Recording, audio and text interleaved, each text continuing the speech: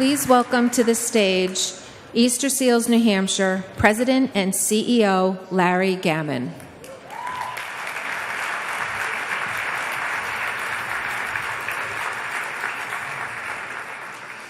Thank you, Chorus. That was great. I started here 46 years ago as a teacher and a bus driver and other things. We did not have a chorus then, and we needed one. We went to the Smith Foundation once we moved into Zachary Road. We got a small grant, which I think Charlie Goodwin is here. He helped us get that. You can see it paid off, and Ed, the chorus gets better every year, and it means so much to all of us. So thank you. Thank you very much.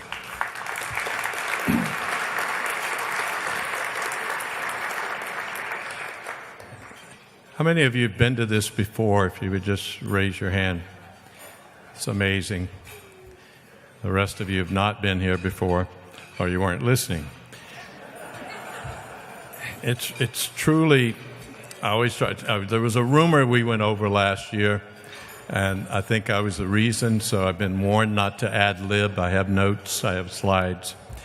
But I did want you to know that this is an incredible organization. And not because I've been here 46 years, it's because of all the people that just raised their hand, and also because the ones that didn't, who I'm pretty sure a lot of you will be back and back. And that's the beauty of Easter Seals. We have so many people that help us. We help a lot of people, but we couldn't do it without rooms like this. And I can tell you we've received a lot of awards for that. Some of us have received personal awards. There's nothing that makes me feel better than walking into my office every day on a regular work day and knowing what we do, knowing what's happening in all of those locations that Nancy talked about, what's happening that is really a lifeline for a lot of people, more than you might think in this day and age. For those kids you just met, you wouldn't believe some of the challenges that they've had. And to think that we have over 1,800 people working every day to meet those, and then a great board group of volunteers, past and present, wonderful staff, obviously, and the public like you that gives us so much and helps us in so many ways. So thank you. It really means so much to all of us, and we would not be the organization we are, which humbly I say is the very best Easter Seals in the world, and I think we get recognized that way. Thank you.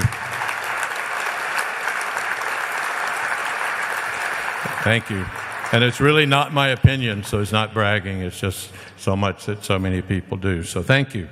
I want to start with a couple of recognitions. I could recognize all night, but I want to recognize Joyce Craig, who is our mayor-elect. Mayor-elect, if you would stand up for Manchester.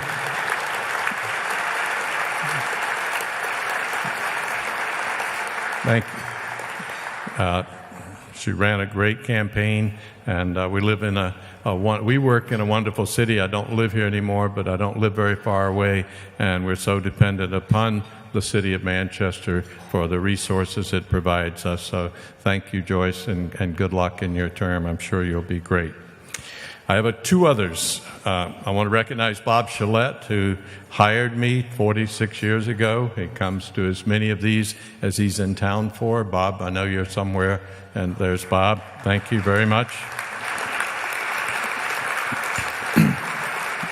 He took a real chance. I didn't have very much going for me at the time, but I had the good fortune of working for him 17 years, so it was good training, so I appreciate that.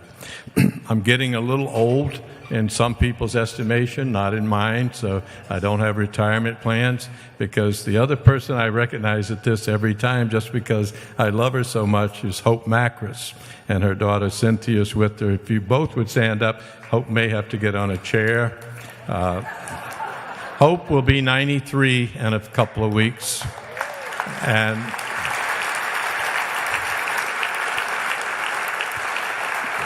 she hasn't missed a beat.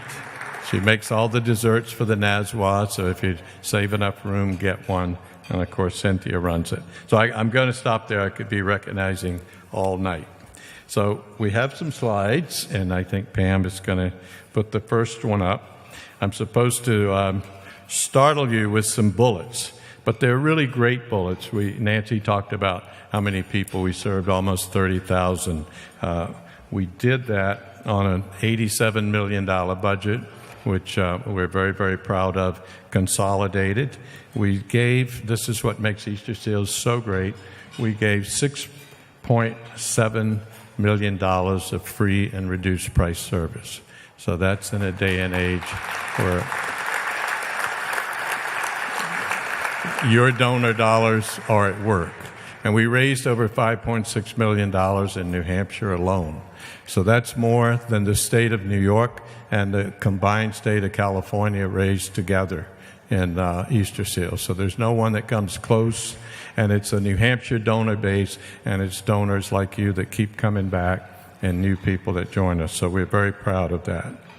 And the other one we're really proud of is that we do that with an all-in administrative cost of 10% or less.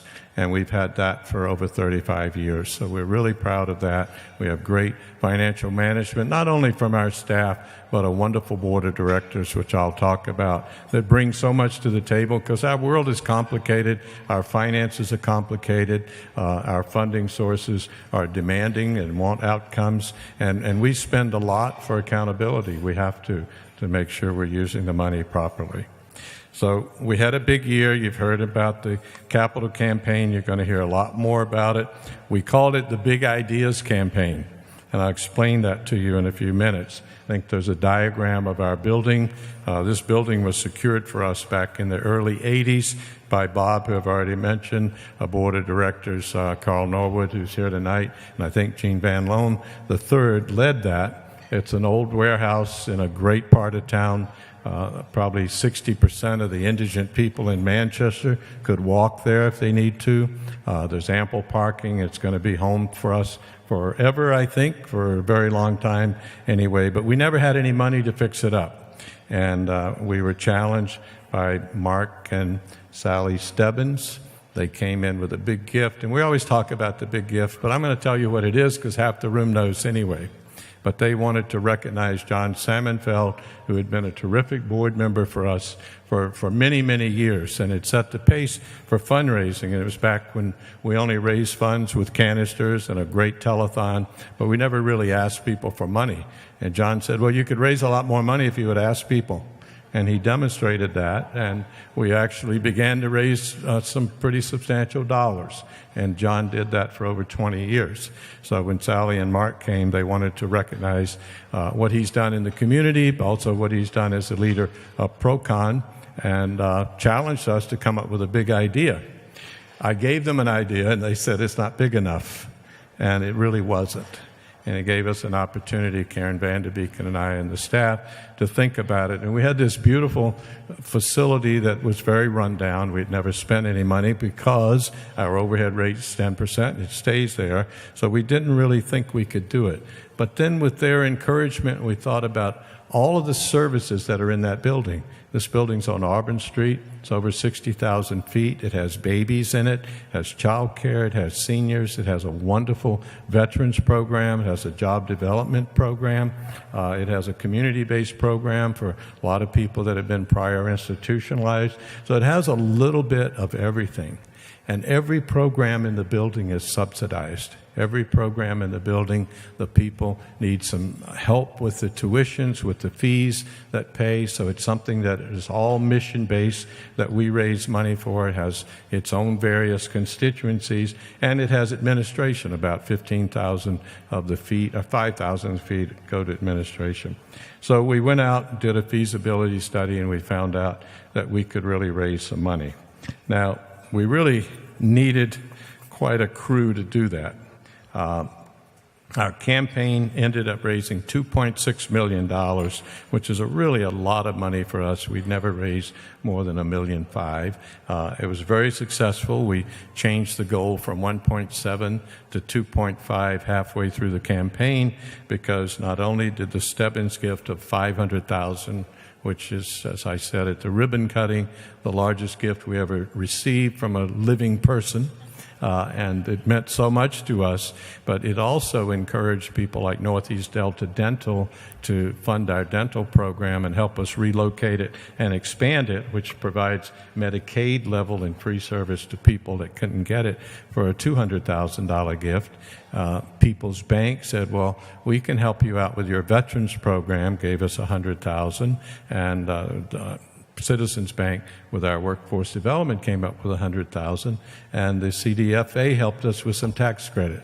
So all of a sudden the goal changed from 1.7 to 2.5. We financed the rest, so if any of you want to help us, we're at a $3.5 million. We're financing $1 million of that, but we're not complaining about that. It's very, very successful for us.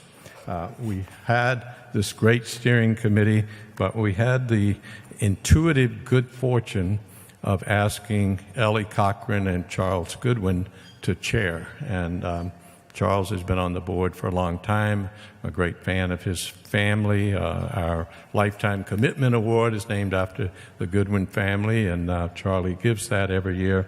But he graciously agreed, and Ellie did right away on the phone. And Ellie has not been on our board, but has been close to the organization for many reasons. And the two of them together were unbelievable. And with this steering committee, it met all the time. It was focused and direct, and we couldn't have been happier with the results. And you're going to hear more from them later as we get to it. So Pam, how far off am I on my slides? What's the next one? Maybe I'm doing the slides and I don't even know it. So I probably went past the ribbon cutting. Where am I? Is that it? So this is give you an idea. There's our beautiful new brand. You notice a lot of the staff and board are wearing orange, so we're orange and blue now. And our center at 555 Auburn Street is now the John A. Salmonfeld Center, and has a real nice alliterative tone. We'll be calling it the Salmonfeld Center before very long. That's one of our 140 buses under the overhang there, and beautiful letters outside. And the lower left corner was a ribbon cutting we had back on November 4th, where we had 300 people in the building in 4 or 5 different rooms. So we were pretty pleased with that night. It got us a chance to put Easter seals in front of a whole lot of people. So thank you very much for that, Charlie and Ellie. Steering committee, we'll be hearing more from you after dinner and later in the program. We're volunteer driven. A lot of you are volunteers. We believe in volunteerism. We could not exist without it. Staff do not know everything that we need to know. We work very hard, but we get great guidance. Our board chairman for the last 2 years, and with one more to go, is Andy McWilliam, who's in the front here with his family, and Andy will be up shortly. But Andy's done a great job. And I told his mother, I met his mother earlier, and I said we were going to double his pay after this year, which we will. We doubled Jim B's pay last year. Andy, through a leadership effort in helping us look at our operation and become more efficient without depriving anybody of service, he and the board helped us save $1 million on the budget this year. And that's $1 million that we have for that free and reduced price service. So it went up even more. So thank you very, very much for that, Andy. And the next group I want to recognize is my senior staff. We have over 1,800 people. All of them report up to one of these folks. Joe Emmons, you're going to meet in a few minutes. Nancy, you've already met.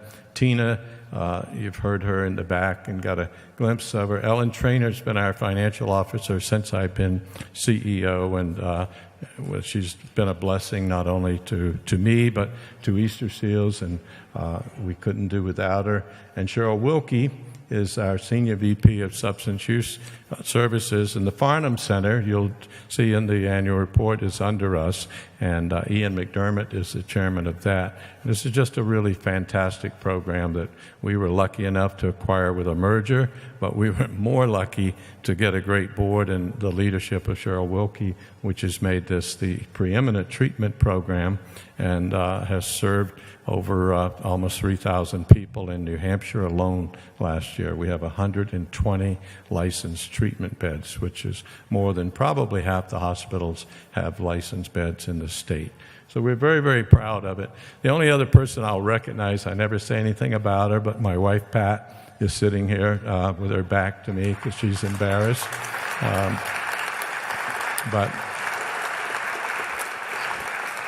she helps me a lot. But I can tell you, I love this organization. I love crowds like this. And next to going in my office every day, being able to be here every year and stand here and think about all of the wonderful people in the audience and how we couldn't survive without you, and those that keep coming, please keep coming, and those here for the first time, please come back again. So thank you all. Have a great night. I appreciate it. I want to introduce Joe Emmons.